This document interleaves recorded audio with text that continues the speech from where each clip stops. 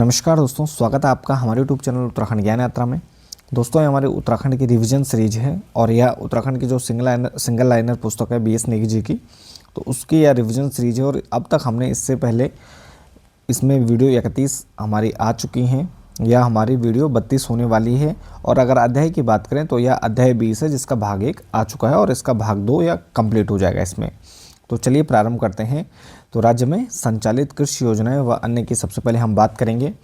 तो revision series है, इसमें हम इम्पोर्टेंट चीज़ों के बारे में चर्चा करेंगे। तो सबसे पहले है किसान रत्न सम्मान योजना, कब प्रारंभ होती है? 2010 में। ठीक है जी। इसके बाद है मुख्यमंत्री संरक्षित उद्यान विकास योजना।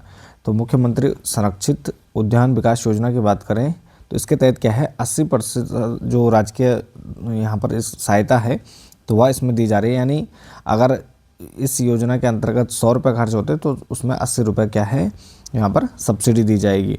और जिसमें केंद्र का अंश क्या होगा, 50% होगा और राज्य का अंश 30% होगा। 365.70 रुपये प्रति वर्ग की दर से यहाँ पर दिए जा रहे हैं। और इस योजना के अंतर्गत 100 से 500 वर्ग मीटर तक के पॉली हाउस का निर्माण यहाँ पर निर्माण में सहायता प्रदान की जाती है। तो इसमें क्या है, यानी आपका टोटल माना अगर 100 रुपये इसमें खर्चा हो रहा है तो उसमें 80 रुपये क्या है यहाँ पर सरकार देगी और 20 रुपये यहाँ पर जो लाभार्थी होगा उसके द्वारा यहाँ पर इन्वेस्ट किया जाएगा। तो यहाँ पर 80% इसमें सब्सिडी है इस योजना के तहत। इसके बाद है किसान क्रेडिट कार्ड योजना यानी KCC, किसान क्रेडिट कार्ड योजना। इसके अंतर्गत क्या है, ऋण का वितरण यहाँ पर सरल माध्यम के अंतर्गत करना है और जिसे अगस्त 1998 में प्रारंभ किया गया था। इसमें वित्तीय संस्थाओं के द्वारा यहाँ पर किसानों को जमीन तथा फसल के आधार पर फसल से संबंधित समस्त जो व्यय हेतु यहाँ पर ऋण प्रदान किए जाते हैं। तो इसके अंतर्गत क्या है, किसान क्रेडिट कार्ड के अंतर्गत यहाँ पर ऋण दिया जाता है जमीन और फसल के आधार पर। और कब शुरू हुई, अगस्त 1998 के। इसके बाद है PMKMY यानी प्रधानमंत्री किसान मानधन योजना। यह लागू कब हुई, 9 अगस्त 2019 को। और यह क्या है, स्वैच्छिक एवं अंशदायी पेंशन योजना है।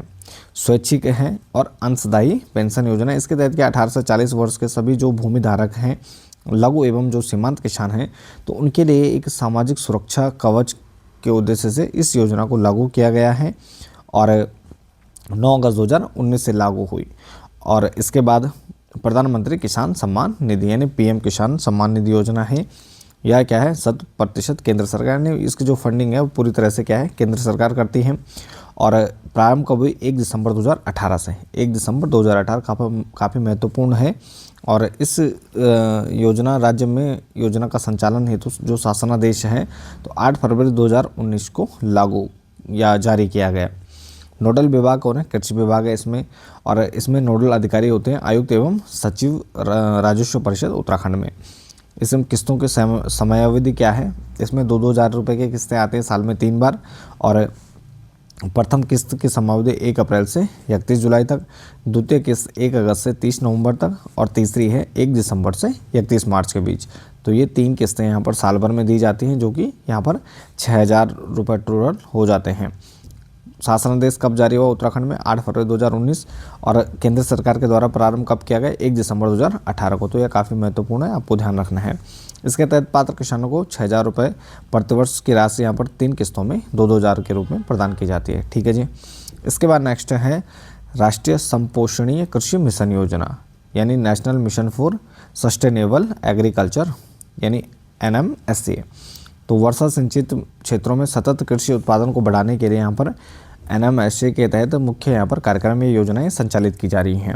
तो यहाँ पर लगातार जो हमारे सिंचित जो क्षेत्र हैं या सिंचित जो कृषि भूमि है तो उसमें कृषि का उत्पादन बढ़ाने के लिए सतत रूप से कुछ प्रमुख कार्यक्रमों को यहाँ पर चलाया जा रहा है, ये योजनाओं को चलाया जा रहा है। सबसे पहले वर्षा आधारित क्षेत्र यानी विकास कार्यक्रम RAD। इस योजना के अंतर्गत विभिन्न फसल आधारित क्या है 2675 हेक्टेयर प्रदर्शन के लक्ष्य यहाँ पर निर्धारित हैं, जिसके सापेक्ष 1109 हेक्टेयर क्षेत्रफल में कार्य किए गए हैं। तो यहाँ पर क्या है कि 2675 प्रदर्शनों के लक्ष्य यहाँ पर निर्धारित हैं RAD के तहत, लेकिन अभी तक क्या है 1109 क्षेत्रफल में कार्य किया जा चुका है। इसके बाद है मृदा स्वास्थ्य कार्ड योजना यानी SHCS। तो मृदा स्वास्थ्य कार्ड यानी मिट्टी का जांच और उससे संबंधित यहाँ पर स्वास्थ्य एवं कार्ड योजना जो बनाया गया है, इसमें क्या है 90% केंद्र पोषित है। और इस योजना को उत्तराखंड में 19 फरवरी 2015 से यह लागू की गई, 19 फरवरी 2015। और वर्ष 2022-23 में इसका नाम परिवर्तित कर मृदा स्वास्थ्य एवं उर्वरता कर दिया गया है। इसके बाद नेक्स्ट है परंपरागत कृषि विकास योजना यानी PKVY। इस योजना के तहत परंपरागत कृषि को बढ़ावा देने के लिए जैविक उत्पादन प्राप्त करना है। और इस योजना के अंतर्गत जैविक खेती पर प्रशिक्षण, जैविक प्रमाणीकरण, एकीकृत खाद्य प्रबंधन, मृदा परीक्षण और जैविक उत्पादों का विपणन और कृषि यंत्रों हेतु वित्तीय सहायता प्रदान करना है। तो परंपरागत कृषि विकास योजना का मुख्य उद्देश्य क्या है, हम देखते हैं लगातार अब जो यहाँ पर कृषि हो रही है मॉडर्न तरीके से की जा रही है, उसमें यहाँ पर टेक्नोलॉजी का यूज़ हो रहा है, साथ ही वहाँ पर हमारे जो विभिन्न प्रकार के जो फर्टिलाइज़र हैं तो उनका यहाँ पर प्रयोग किया जा रहा है। तो जो पुरानी हमारी परंपरागत कृषि है यानी जिसमें सिर्फ जो गोबर की खाद होती है मुख्यतः उसका प्रयोग किया जाता है, उसके अलावा अन्य चीज़ों का प्रयोग नहीं किया जाता है। तो इस प्रकार की जो कृषि है, जैविक कृषि है, तो उसका उत्पादन बढ़ाने के लिए और साथ ही उसमें यहाँ पर जो किसान हैं तो उनको यहाँ पर जैविक प्रमाणीकरण, साथ उनको ट्रेनिंग देने के लिए और साथ ही मिट्टी का प्रशिक्षण करने के लिए ताकि उत्पादन को बढ़ाया जा सके। तो यह इस कृषि विकास योजना का प्रमुख उद्देश्य है। अब इसके बाद नेक्स्ट हमारी योजना है हिमालयन बास्केट योजना। तो राज्य में दूध, दही, पुदीना जैसे कृषि उत्पादों को खरीदकर उनसे अलग अलग उत्पादों को बनाकर विदेशों तक सप्लाई करना है हिमालयन बास्केट योजना के अंतर्गत। इसके बाद है ई राष्ट्रीय कृषि बाजार यानी ई नाम। तो मंडी बनाने वाला उत्तराखंड देश का पहली राज्य है, यानी ई नाम मंडी बनाने वाला क्या है, यानी इलेक्ट्रॉनिक देश का पहला राज्य है। और इसके अंतर्गत उत्तराखंड में 20 मंडी समिति ई नाम पोर्टल से जुड़ चुकी हैं, यानी ऑनलाइन उपलब्ध हैं। इसके माध्यम से किसान अपनी उपज की ऑनलाइन क्या कर सकते हैं, बिक्री कर सकते हैं एवं व्यापारी इस उपज को ऑनलाइन ही खरीद सकते हैं, जिसका भुगतान किसान सीधे अपने बैंक खाते में प्राप्त करेगा। ठीक है जी। इसके अंतर्गत राज्य में 5 अनाज मंडी समितियों हरिद्वार, काशीपुर, गदरपुर, किच्छा व सितारगंज का चयन किया गया है। तो इसमें 5 अनाज जो मंडी हैं जो ऑनलाइन हैं ई नाम में, हरिद्वार, काशीपुर, गदरपुर, किच्छा और सितारगंज। प्राकृतिक कृषि विकास संस्था द्वारा उत्तराखंड में जैविक मंडी भी शुरू की गई है। किसके द्वारा? प्राकृतिक कृषि विकास संस्था के द्वारा। जैविक खेती को प्रोत्साहन के लिए राज्य सरकार ने कृषि परंपरागत विकास योजना की शुरुआत की, जो अब इससे पहले अभी हमने उसको पढ़ा। घेरबाड़ योजना, इसके तहत राज्य में स्थित बागानों को जंगली जानवरों से बचाने के लिए घेरबाड़ योजना चलाई जा रही है। इसके अलावा मुख्यमंत्री एकीकृत बागवानी विकास योजना, कोविड-19 के दौरान यहाँ पर राज्य में जो वापस प्रवासी आए थे और उत्तराखंड राज्य में पूर्व से जो औद्योगिकी से जुड़े कृषक हैं तो उनको कम समय में उत्पादन कर आय हेतु राज्य सरकार द्वारा इस योजना को यहाँ पर क्या किया जा रहा है, इसका क्रियान्वयन किया जा रहा है। और इसके अंतर्गत क्या है 1400 यहाँ पर लाख का प्रावधान किया गया है। तो ये रखे गए हैं टोटल बजट में। इसके बाद है कुंजा यानी आर्टिमिसिया वल्गेरियस। इसका व्यावसायिक उपयोग बढ़ाने के लिए उद्देश्य से तेल की जो एंटी डैंड्रफ एक्टिविटी है तो उस पर कार्य किया जा रहा है। ठीक है जी। राज्य सरकार को PM राष्ट्रीय कृषि विकास योजना के अंतर्गत ड्रॉप मोर क्रॉप घटक 4,666 लाख धनराशि यहाँ पर प्राप्त हुई है।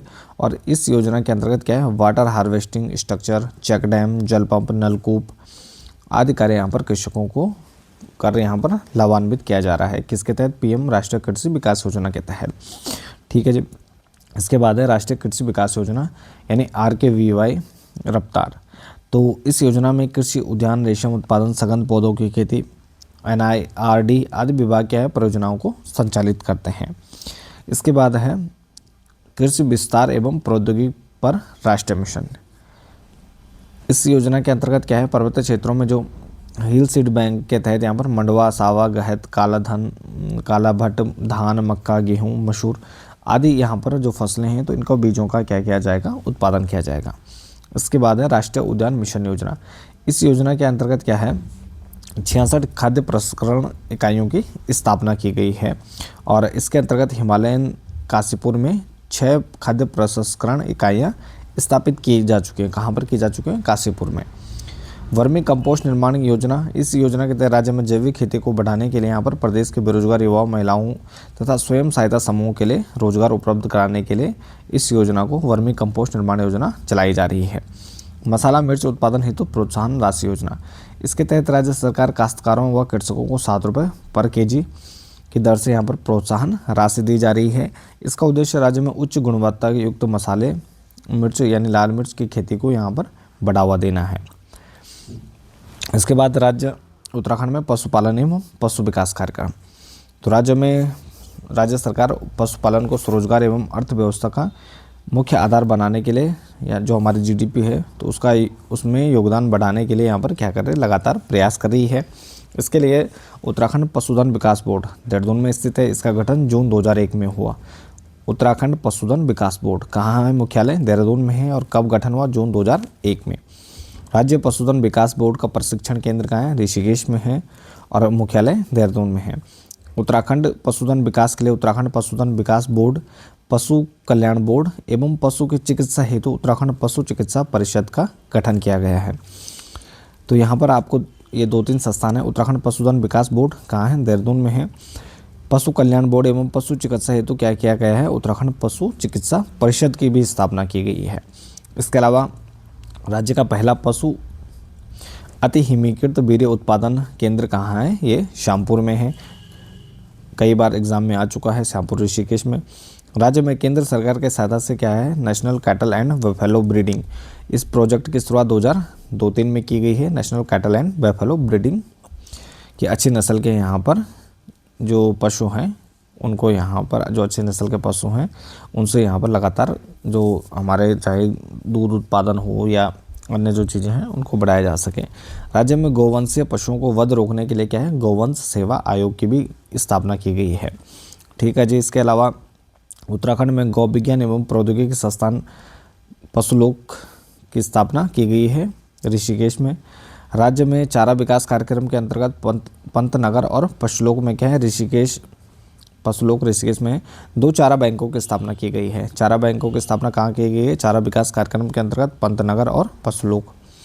लिंग वर्गीकृत वीर्य उत्पादन केंद्र, तो राष्ट्रीय गोकुल मिशन योजना के अंतर्गत यहाँ पर लिंग वर्गीकृत वीर्य के उत्पादन हेतु अति हिमीकृत वीर्य उत्पादन केंद्र श्यामपुर ऋषिकेश में देश के सरकारी क्षेत्र के अंतर्गत प्रथम यहाँ पर इस लिंग वर्गीकृत वीर्य उत्पादन प्रयोगशाला की स्थापना की गई है। तो कहाँ पर है, जो ये ऋषिकेश में हमारे। और मोबाइल वेटनरी यूनिट योजना यानी MVU 16 नवंबर 2022 को भारत सरकार के मोबाइल वेटनरी यूनिट योजना के अंतर्गत 60 मोबाइल वेटनरी वाहनों का यहाँ पर लोकार्पण किया गया 16 नवंबर 2022 को। इसकी सहायता से पशु चिकित्सा, टीकाकरण, रोग परीक्षण आदि की सुविधा उपलब्ध यहाँ पर करवाई जा रही है। और पशुपालकों की सुविधा के लिए हेल्पलाइन नंबर 1962 यहाँ पर शुरू किया गया है। इसके बाद है दुग्ध विकास कार्यक्रम। तो दुग्ध विकास की बात करें, डेयरी डेवलपमेंट की, तो राज्य में प्रथम दुग्ध संघ की स्थापना कब की गई, 1949 में। कहाँ की गई, हल्द्वानी नैनीताल में। राज्य का आंचल ब्रांड के नाम से यहाँ पर दूध एवं दुग्ध उत्पादन की जो आपूर्ति है वह आंचल ब्रांड के नाम से की जाती है।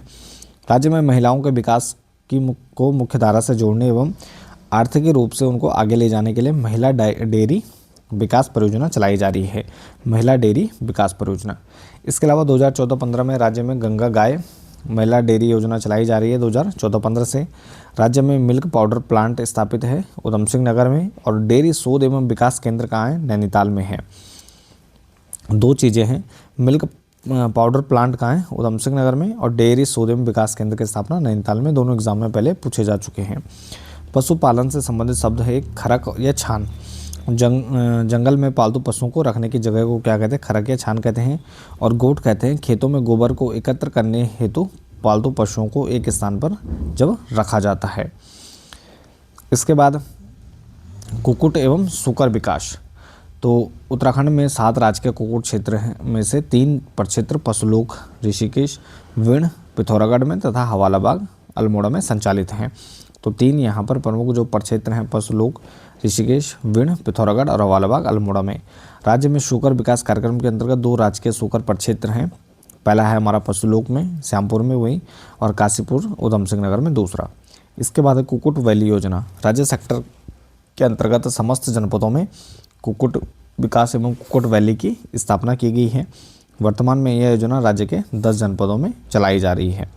कुक्कुट पालन योजना की बात करें तो इसके तहत SC एवं ST जो यहाँ पर अनुसूचित जाति एवं जनजाति के इच्छुक लाभार्थी हैं तो इनका चयन कर यहाँ पर एक दिवसीय चूजों की यूनिट, एक माह का राशन व जाली इनको निःशुल्क उपलब्ध कराई जाती है।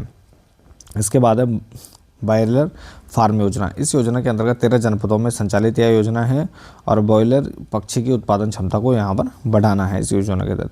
पोल्ट्री वैली योजना कब लागू हुई? 1 दिसंबर 2022 से। और इस योजना का उद्देश्य राज्य के जो पहाड़ी क्षेत्रों में रोजगार के अवसर उपलब्ध कराने के साथ साथ पलायन को रोकना है और सहकारिता विभाग एवं पशुपालन विभाग की संयुक्त योजना के रूप में पोल्ट्री किसानों को मुफ्त में फर्म हेतु ब्याज मुक्त ऋण एवं चूजे उपलब्ध कराना है। इसके तहत चक्राता देहरादून में पहला पोल्ट्री फार्म स्थापित किया गया है पोल्ट्री वैली योजना के तहत। इसके बाद है राज्य में भेड़ एवं पालन विकास कार्यक्रम। राज्य में भेड़ एवं ऊन विकास के लिए 12 भेड़ प्रजनन केंद्र तथा 113 भेड़ ऊन प्रसार केंद्र कार्यरत हैं। और राज्य में भेड़ एवं ऊनों के विकास हेतु उत्तराखंड भेड़ एवं ऊन विकास बोर्ड की स्थापना अक्टूबर 2003 में 29 अक्टूबर 2003 में की गई है। तो यहाँ पर महत्वपूर्ण है 12 भेड़ प्रजनन केंद्र हैं, दूसरा 113 क्या है भेड़ एवं ऊन प्रसार केंद्र हैं। साथ ही उत्तराखंड भेड़ एवं ऊन विकास बोर्ड की स्थापना 29 अक्टूबर 2003 में की गई।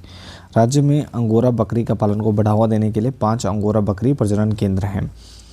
पहला है ग्वालदम चमोली में, दूसरा लमगड़ा अल्मोड़ा में है, ताड़ीखेत अल्मोड़ा में तीसरा, कापड़धार टिहरी में चौथा और 5वां है चंपावत में। तो 5 यहाँ पर अंगोरा बकरी प्रजनन केंद्र की स्थापना की गई है। साथ ही उत्तराखंड में केंद्र सरकार द्वारा संचालित नेशनल लाइव स्टॉक मिशन योजना है। इसके अंतर्गत क्या है कि भेड़ों के जो नस्ल है उसमें सुधार करने के लिए यहाँ पर ऑस्ट्रेलिया से मेरिनो नस्ल की भेड़ों को यहाँ पर क्या किया गया है, वहाँ से खरीदा गया है, जिन्हें राजकीय भेड़ प्रजनन प्रक्षेत्र कापड़ाधार टिहरी में यहाँ पर इनको व्यवस्थित किया गया है। साथ ही पशुलोक ऋषिकेश में एक आधुनिक कृत्रिम गर्भाधान प्रयोगशाला की स्थापना की गई है और इस प्रयोगशाला में उच्च गुणवत्ता के जो बीटल व जमुनापुरी नस्ल के नर बकरी के वीर्य का क्या है हिमीकृत वीर्य का उत्पादन यहाँ पर किया जा रहा है। इसके बाद है गोट वैली परियोजना। राज्य में बकरी पालन को बढ़ावा देने के उद्देश्य से 16 नवंबर 2022 से गोट वैली परियोजना प्रारंभ की गई। गोट वैली परियोजना का प्रारंभ 16 नवंबर 2022 से।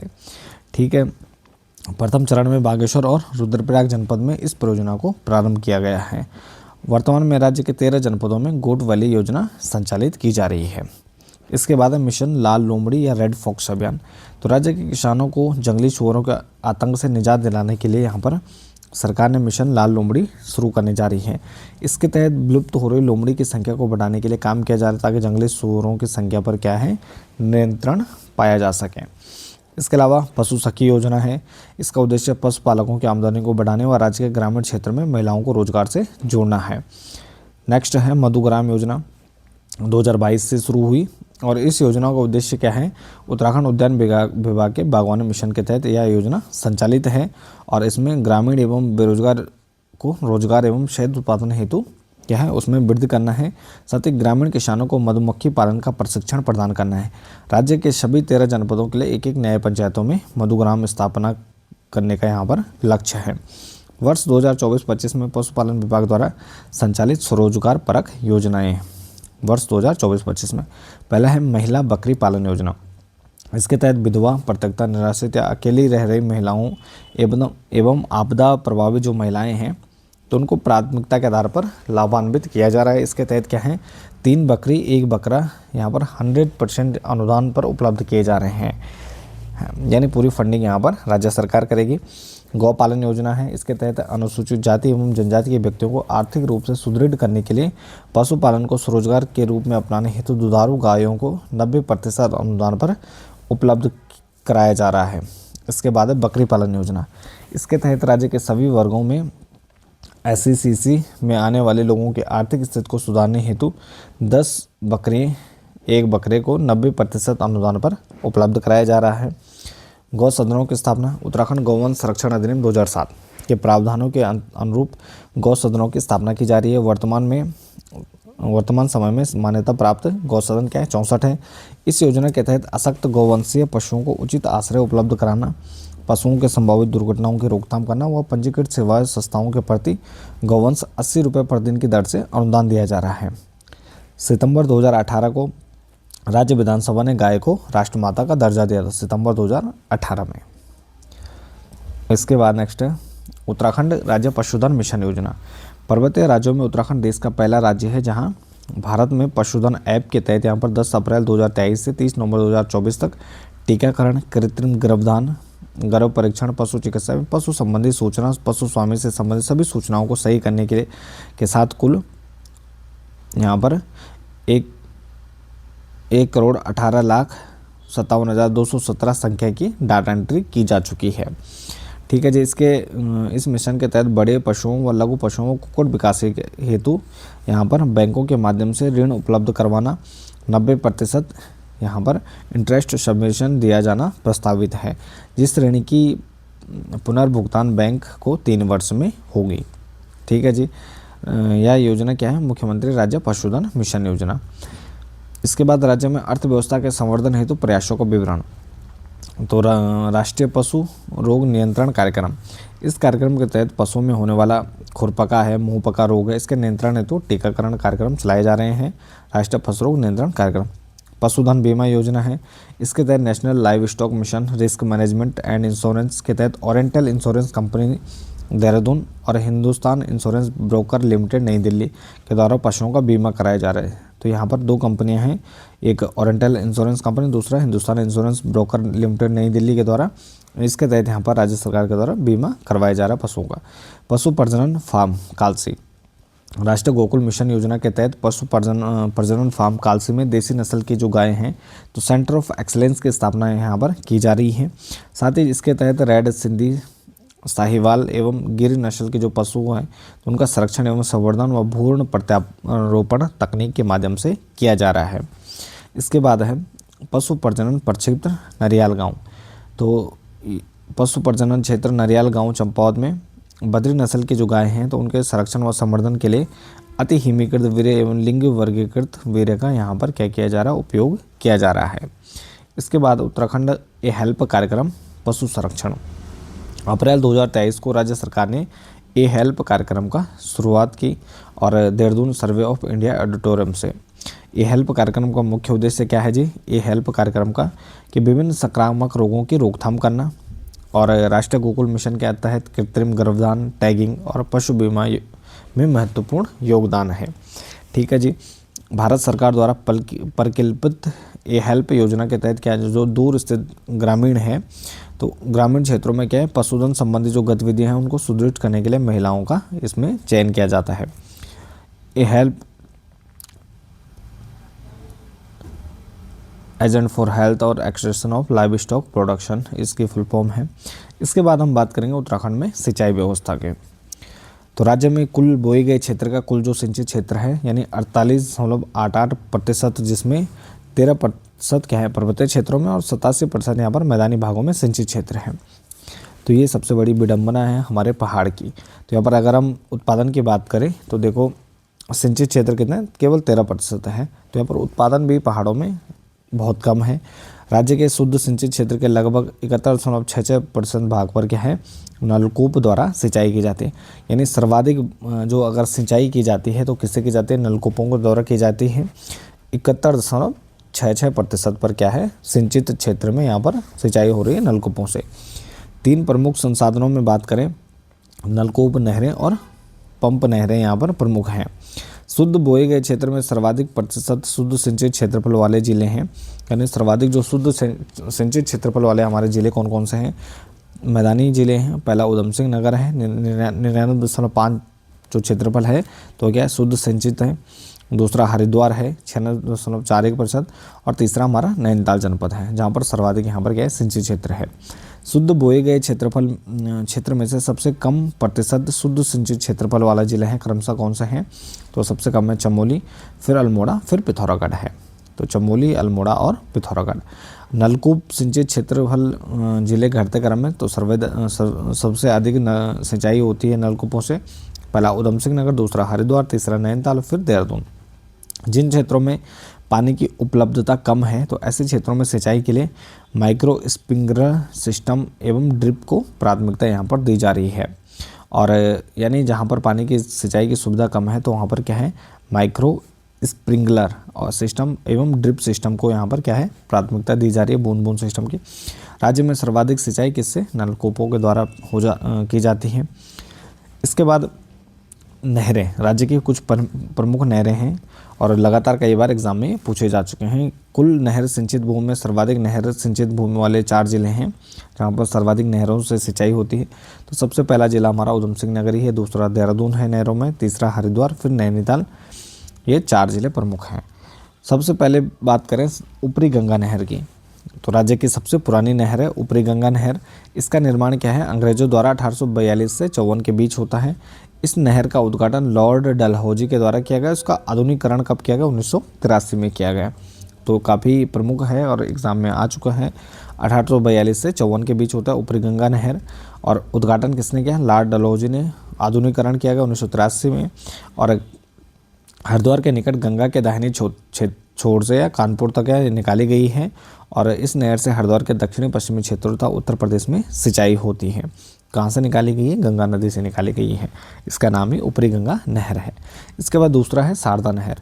चंपावत के बनबसा से सिंचाई के लिए 1928 में शारदा नहर, शारदा यानी काली नदी से निकाली गई है 1928 में। कहाँ से निकाली गई, चंपावत के बनबसा से। इस नहर से उत्तर प्रदेश तथा उत्तराखंड के उधम सिंह नगर, चंपावत आदि जिलों में सिंचाई की जाती है। इसके बाद तीसरी नहर है रामगंगा नहर। पौड़ी में कालाघाट जो बांध है, तो यहाँ पर रामगंगा नहरें इससे निकाली गई हैं। पूर्वी गंगा नहर, यह नहर हरिद्वार के नवनिर्मित जो भीमगोड़ा के बाईं ओर से लगभग 48.5 किलोमीटर लंबी यह मुख्य नहर निकाली गई है। 5 भाग हैं, जिसमें नगीना, नजीमाबाद, चंदोक, नहटौर तथा अलावलपुर में यह बटी है। और इस नहर से क्या है, हरिद्वार उत्तर प्रदेश के बिजनौर, मुरादाबाद आदि जिलों में सिंचाई की जाती है। इसके बाद है जमरानी बांध परियोजना। इसके माध्यम से राज्य में उधम सिंह नगर व नैनीताल में सिंचाई सुविधा उपलब्ध होती है। बीजापुर नहर है। देहरादून में स्थित इस नहर का डिज़ाइन पीवी काटले ने किया था, और इस नहर में जल कहाँ से आता है, टॉस नदी से निकाली गई है। इसके बाद है जल संसाधन का प्रबंधन।